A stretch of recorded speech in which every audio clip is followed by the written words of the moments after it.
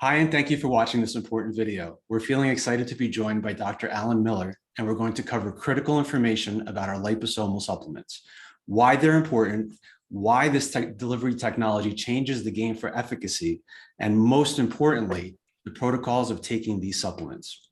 Dr. Alan Miller heads scientific research and manufacturing for all our liposomal products. For more than 27 years, Dr. Miller has been involved in dietary supplement product formulation and development, clinical study design and implementation, and education worldwide to everyday people as well as health professionals. Dr. Miller has published 26 peer-reviewed papers, 2 chapters in a textbook of natural medicine, and was a senior editor in Alternative Medicine Review for 16 years. He developed some of the most trusted supplements in the industry, including a first-of-its-kind blood vessel health product, plant-based antioxidants, and curcumin-based products. We are very honored to have him with us to share the cutting-edge science of liposomal technology supplements. Yes. Dr. Miller, thank you for joining us today. How are you doing? I'm good. Thanks for having me. Awesome. Well, let's jump right into it. Yeah.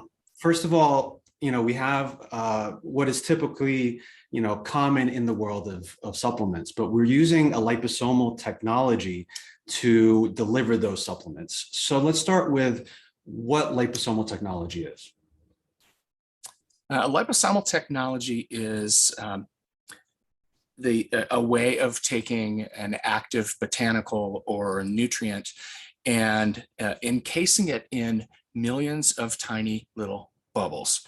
On the outside of those bubbles is a phospholipid.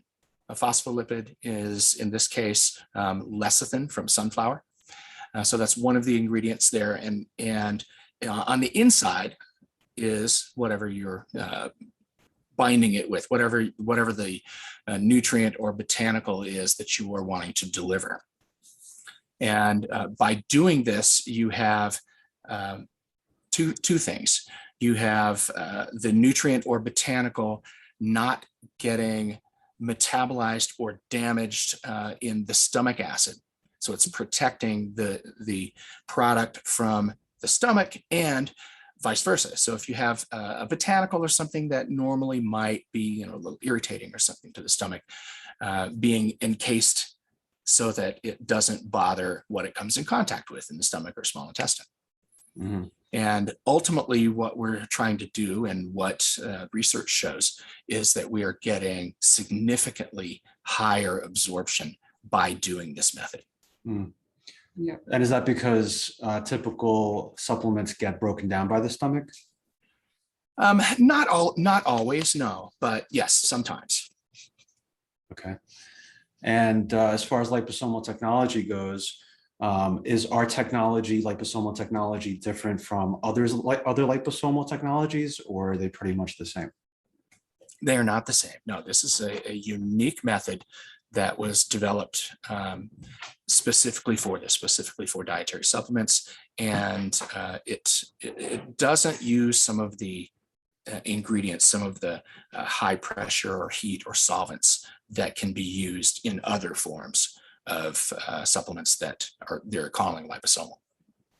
Got it. Okay. So in the world of supplements and vitamins, there's different forms that you can get of each compound, right? So Many times, yeah. Yeah. So I just want you to share a little bit about why the form of the compound taken is so important. It's partly purity, and it's partly how the body is going to utilize it. Mm-hmm. If you, for instance, there are some B vitamins that you can purchase very inexpensively, and they have to be metabolized by the liver or in the small intestine or both for the body to then be able to use them. But if you instead use B vitamins that are already in the state that your body will utilize, then you're cutting out a couple of steps in the body. And if somebody's digestion isn't great, if their liver function isn't great, then you're getting that completely out of the way. That question is completely out of the way. You know that you're delivering the nutrient that you want directly to your tissues, and then you can utilize it right away. Right. And like when a compound that isn't accepted by your body. The body has to actually take that compound and then change it to something else for your body to fully utilize it. And Correct. that in effect taxes the system. Yes, it can. And then we just also are looking at just efficiency. If you don't have to do that, if you can deliver that active form, great. It's just much more efficient at getting absorbed and getting used in the proper place in the body. Yeah, and our supplement line utilizes the compounds that are most bioavailable to the body.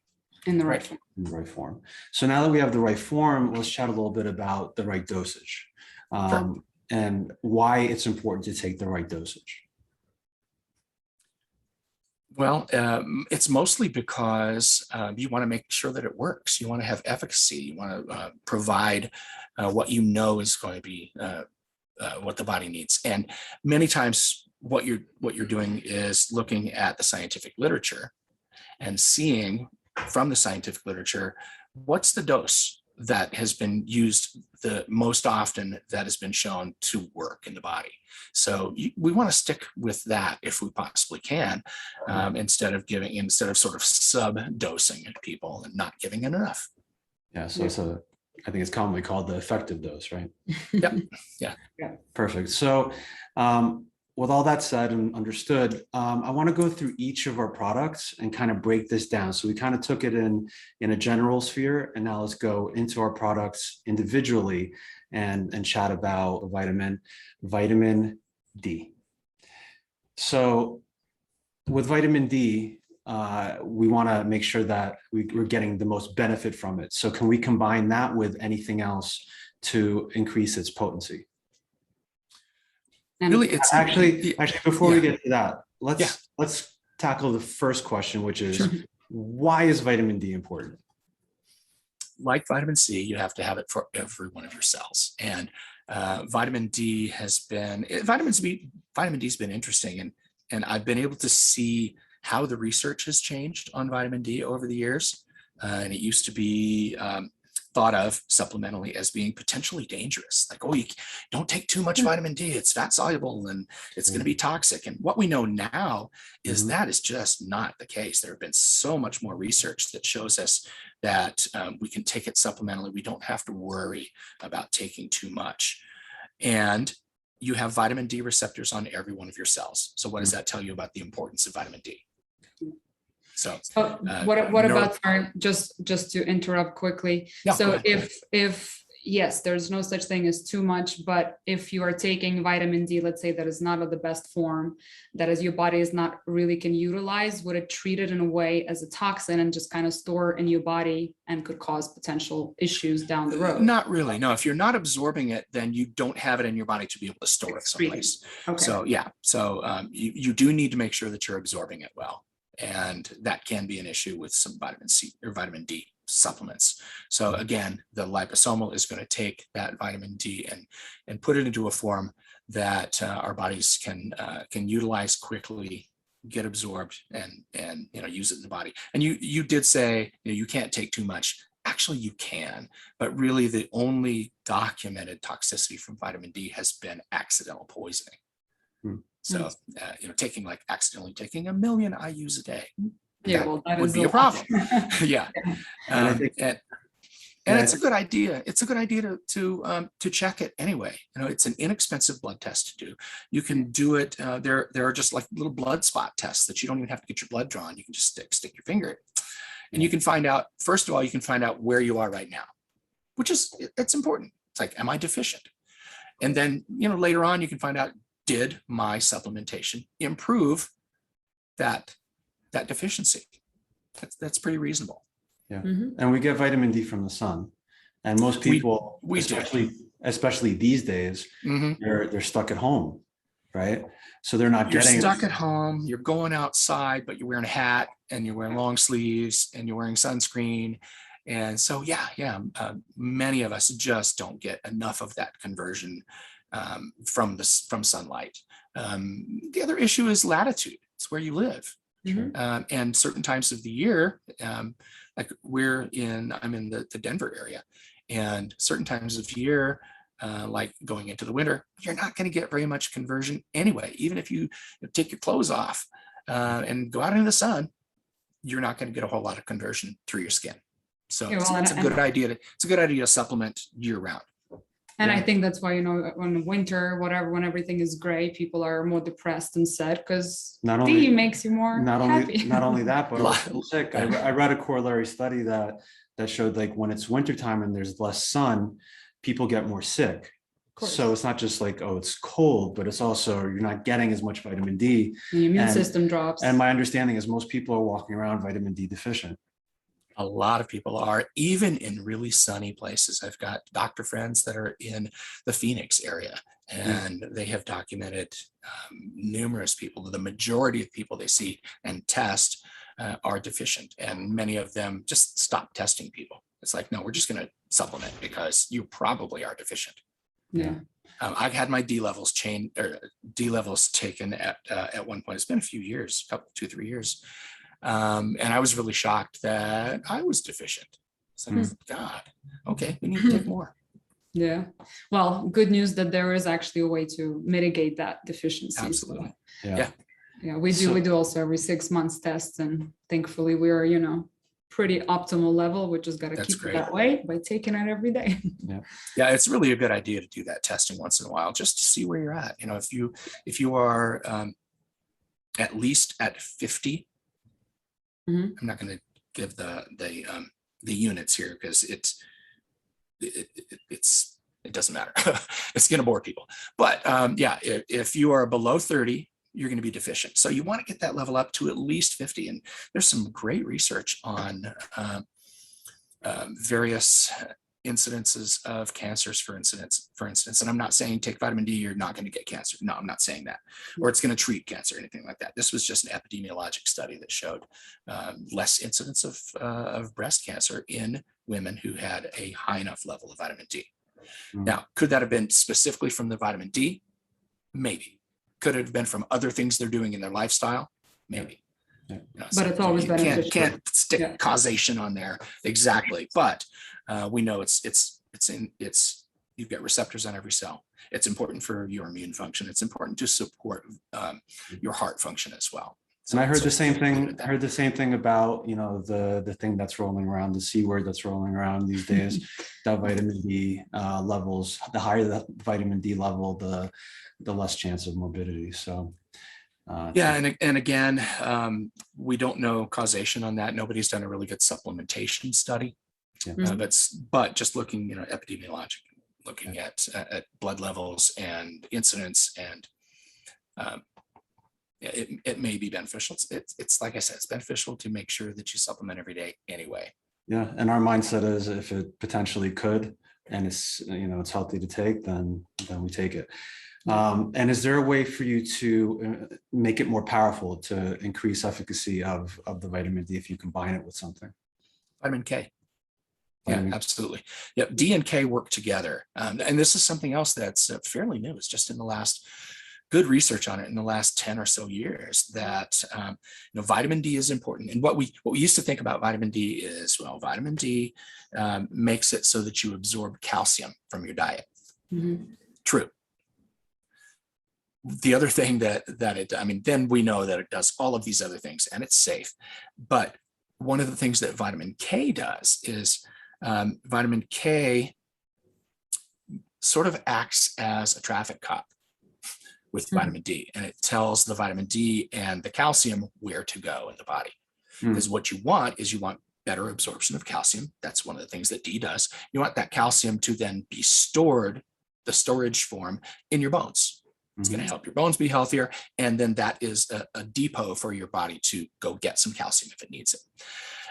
And you don't want that calcium to go into soft tissues, like into your aorta.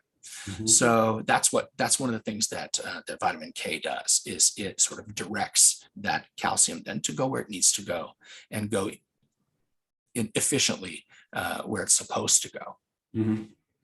Beautiful. And what time should we take vitamin D? Does it matter? Nope. Same. Again, take it. Take it. Take it. Sure, you take it. Yep. Get in a routine and take it. Okay. How about taking it on a full stomach or empty stomach? Either one. Yep, either one. Really, it doesn't matter that much. Okay. And let's talk about dosage. How much, what's an effective dose of vitamin D? This is where we have to talk about units of measure, because things changed not that long ago, where we were talking about international units. Take this many IUs of vitamin D, and a lot of the older research refers to IUs. So we'll talk about that first, and then we'll talk about how it's changed. 2,500 IUs a day is, in my mind, the minimum for an adult to take. And a lot of the research has shown that it's that actually may not be quite high enough, and you need about 4,000. And then more than that is going to raise your levels of vitamin D quite nicely. Those doses then, those translate from 2,500 to 10,000 IUs.